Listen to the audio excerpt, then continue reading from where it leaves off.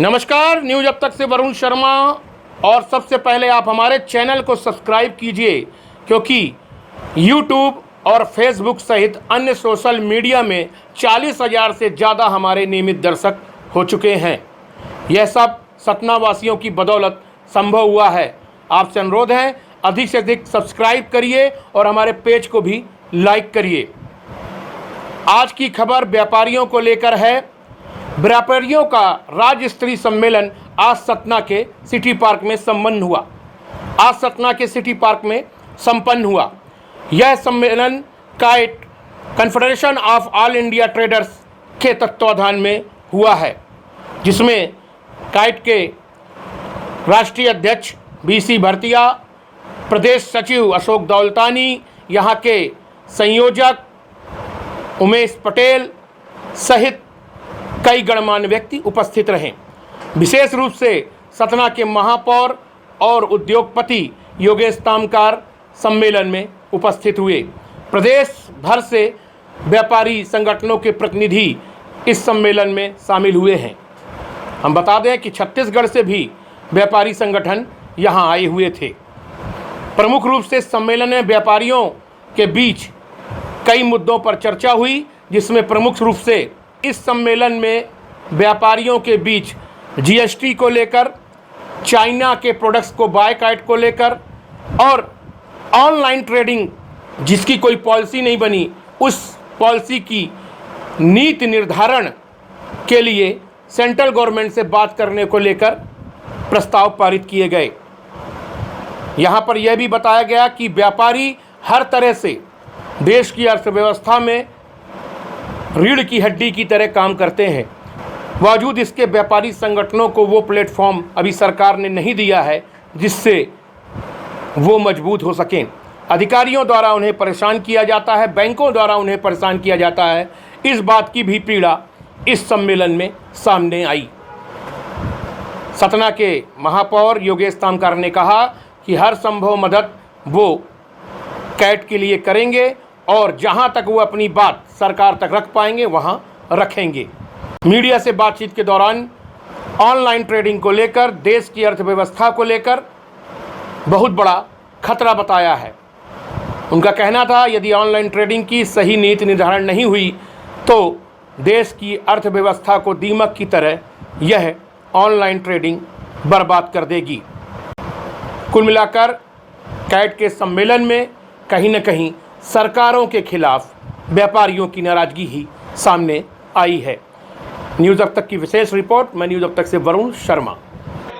सतना के व्यापारियों के लिए सौभाग्य का विषय है कि आज कैट के राष्ट्रीय अध्यक्ष आदरणीय BC भरतिया जी हमारे बीच में आए हैं, जो भी पॉलिसी केंद्र सरकार तय करती है उसमें पॉलिसी मेकर के रूप में हमारे कैट के राष्ट्रीय अध्यक्ष जी रहते हैं।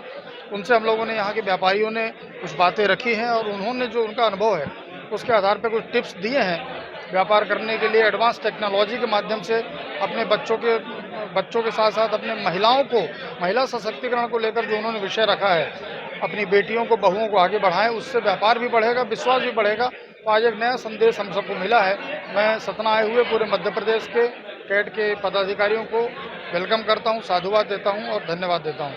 कैट का ये राज्य स्तरीय मध्य प्रदेश का सम्मेलन आज सतना में हुआ। हमारे राष्ट्रीय अध्यक्ष जी यहाँ पधारे, राष्ट्रीय उपाध्यक्ष जी यहाँ पधारे और मध्य प्रदेश के अध्यक्ष और महामंत्री यहाँ पधारे।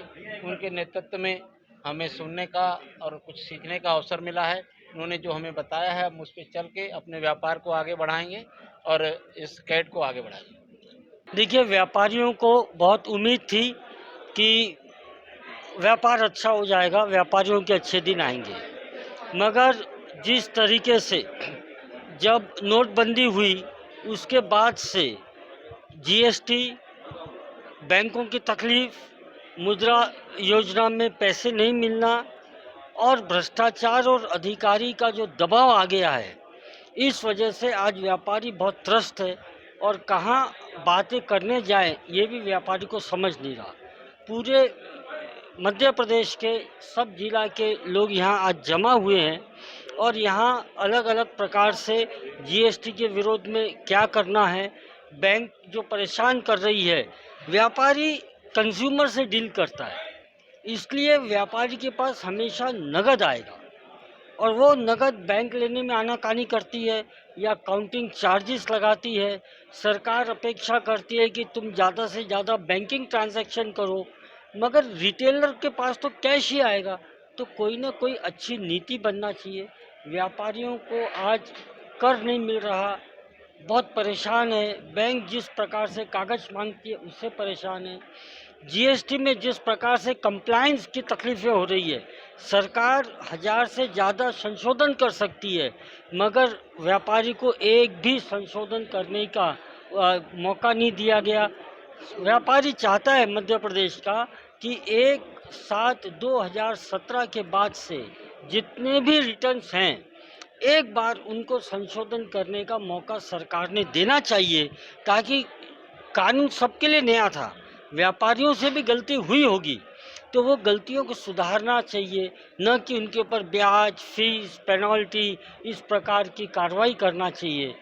Food safety and standard act में जो अभी नया सब चल रहा है, लाइसेंस लेने के लिए सरकार ने एक एजेंसी को परमिशन दे दिया।